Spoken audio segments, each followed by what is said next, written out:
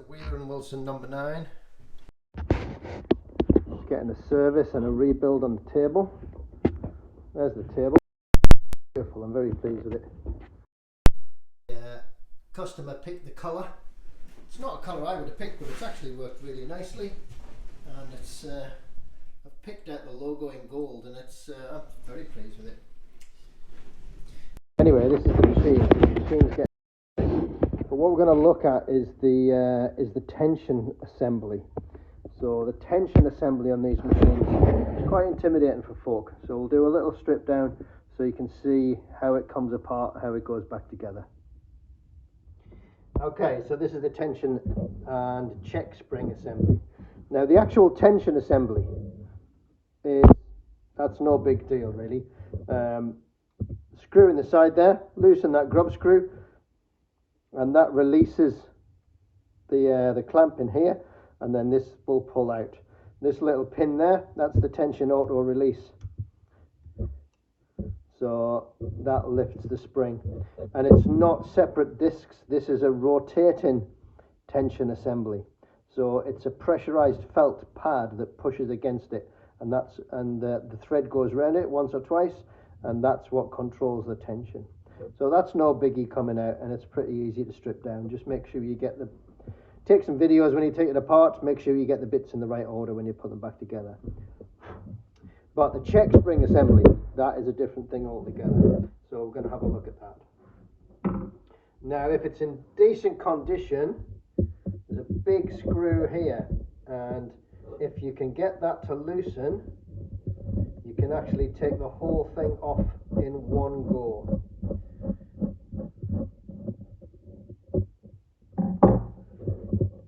There's that screw out, and then the whole thing should come out, including the spring.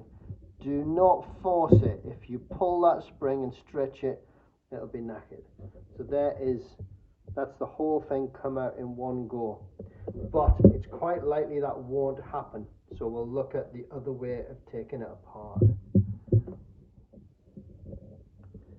If I can get it back together.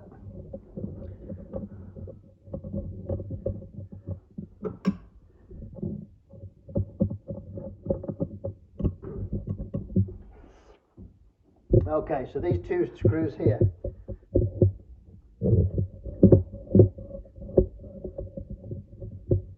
And we will need to be really careful what we do with these parts when we take them out. Now, underneath this plate,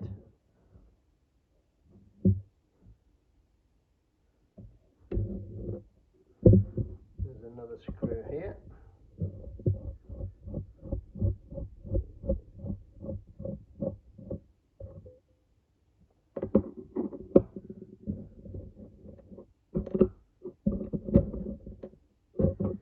Okay, now this plate we have to take off without damaging the spring, and underneath it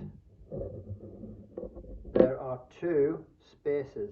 There are two. Do not lose the small one. The small one goes underneath the top screw, and then there is this other one here, which is grooved and is the one that the thread goes through. So once you've got that apart, then make sure you use the right size screwdriver for this screw. It's really important. It's probably very tight in your machine. This one's already been out, so it's okay. So then we can take that one out, and then that plate comes off. And then underneath that plate we have the check spring. Now it's quite possible that your check spring will be bent. So when I took this off, this little bit was sticking up there, and it was bent at the point where it comes over this little edge, which is where you would expect it to bend. There's still a bit of a curve in it, but I've managed to get it close enough. And it has a little tail here, and it's this little tail that locates in this little groove here.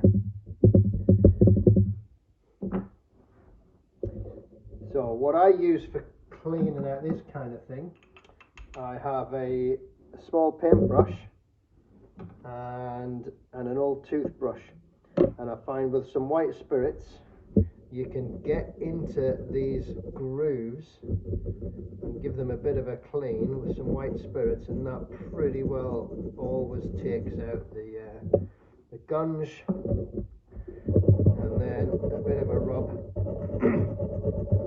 the stiffer bristles of the toothbrush excuse me, cleans it up nicely, and then just take off the excess. Okay, so now putting it back together.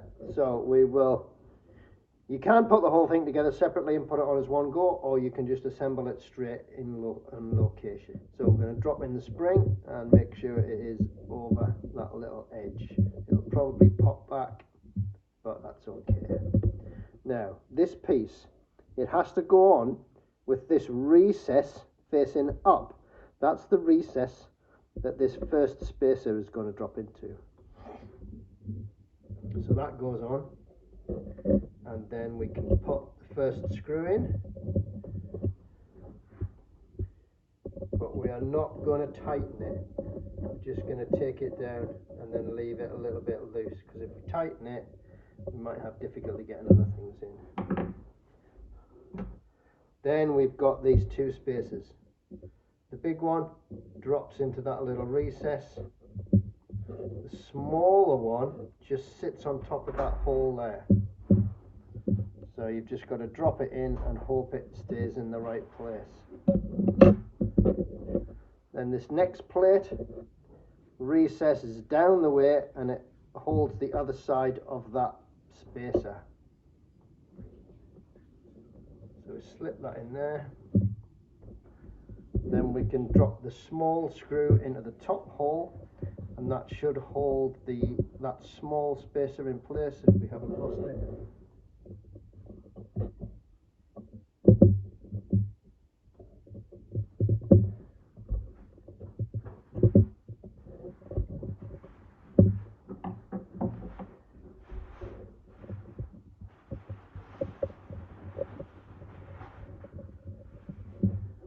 Okay, we'll just hold it there just now. And then we can drop this one.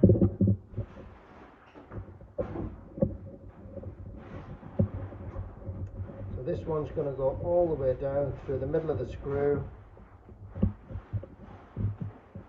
Now the top one we're going to take out. Now that we've got that located, we're going to put on the last piece.